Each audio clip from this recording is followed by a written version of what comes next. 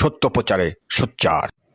পাঁচবিবিতে মিথ্যা ধর্ষণ চেষ্টা মামলার প্রতিবাদে সংবাদ সম্মেলন করেছে ভুক্তভোগী পরিবার।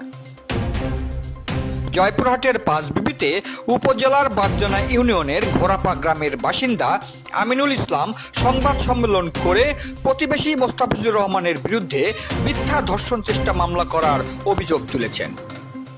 আজ 18 সেপ্টেম্বর বৃহস্পতিবার দুপুরে ঘোড়াপা গ্রামের নিজ বাসভবনে আয়োজিত সংবাদ সম্মেলনে তিনি এসব অভিযোগ করেন।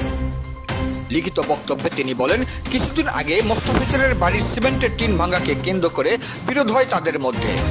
এ ঘটনায় তার ছেলে আলামিনকে মারধর করা হয়। পরে তিনি ইউনিয়ন পরিষদে লিখিত অভিযোগ দিলেও বিবাদীরা সভায় হাজির হননি।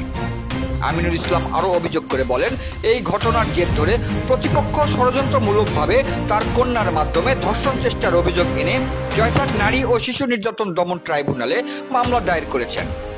তিনি দাবি করেন, এ মামলা সম্পূর্ণ মিথ্যা ও ভিত্তিহীন।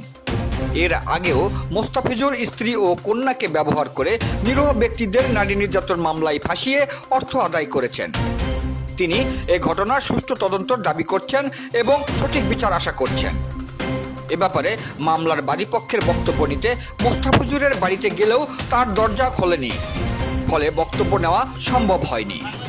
এ বিষয়ে বাগজনা ইউপি চেয়ারম্যান নাজমুল হকের নিকট জানতে চাইলে তিনি বলেন, বিষয়টা আমি জানি।